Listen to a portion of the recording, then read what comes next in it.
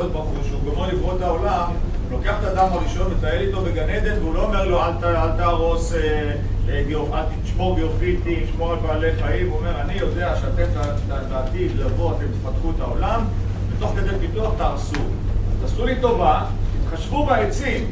לא אמר לא לקרות עצים. תקרטו אם צריך, תנו אל חליפי, אבל כשאתם קורטים, תחשבו על זה. זאת אומרת, תשמרו כמה שיותר, כי זה מה שישאר לדורות הבאים.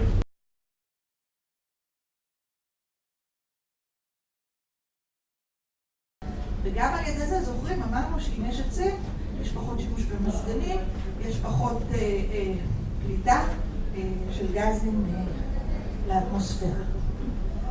שוב נתון שככה מחזק את העניין על עיר בפלורידה שהיער העירוני משמש בערך כשליש מתוכו, והוא עוצר בתוכו 1.7 מיליון טון של פחמן דו-חמצני. כשאני התעסקתי בעיקר בבעיה, עם השנים התחלתי להתעסק יותר בפתרון.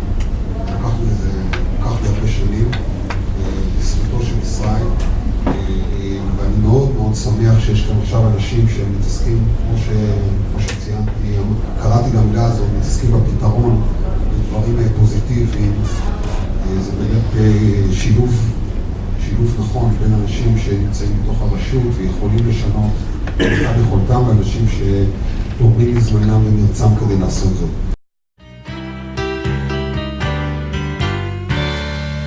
לעורר אהבה וכבוד וחיבה וקנאה לתוצרת הארץ, לחלב, לחצץ, לעוגות, לריבה, לגבינה מתוצרת הארץ. אם רצית מתוק מסוכר לכבוד חג, לך לבחור מתוצרת הארץ. אם תרצה מר ממוות לטעום אל תדאג, יש מרור מתוצרת הארץ. יש מכל הזמנים, יש מכל המינים, אף כוחות לתוצרת הארץ. אך שומעים יהודים ואינם מבינים, יש מוחות מתוצרת הארץ. אורה, כחול לבן רבותיי, רדיו, כן, כחול לבן, כן, לא לשים בשר בטעות רבותיי. נאמני עינות ירושלים גם עשינו כמה סיורים, אנחנו פעילים בפייסבוק וקצת משמרות מחאה ליד עיריית ירושלים. נמנעים ממגע חברתי, פשוט נצמדים לעצים בשולי המגרש, ובמובן הזה העצים האלה מהווים עבורם מקום בטוח, והחלטנו לעשות שכל כמה ילדים יעשו איזושהי מצגת על עץ שהם בחרו בתוך בית ספר, ואת המצגת הזאת אנחנו נהפוך לסרטון ביוטיוב. אז המישור הראשון זה העניין של החינוך. אני עובר בכל מיני יחידות וכל מיני מקומות, ומדבר עם חיילים, מש"קים, משרד הביטחון. החזון היה לשלב בין האקולוגיה לחינוך, כלומר לא להיות רק פרויקט חינוכי, לא רק לספר כמה זה חשוב וכמה חשוב לא לפגוע, אלא לתת לתושבים כלים לעשות פעילות אמיתית למען הסביבה שלהם.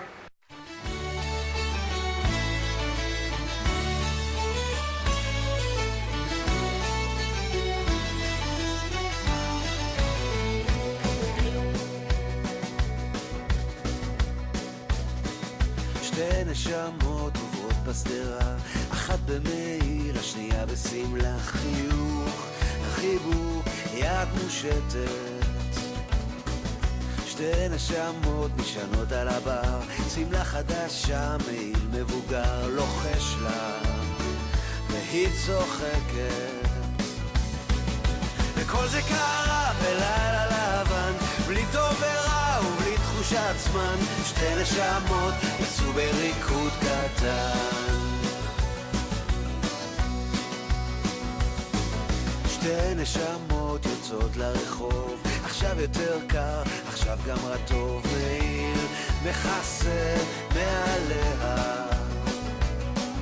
שתי נשמות בחדר מדרגות, מביטות לשמיים ומחכות שסופה תחלה ענניה.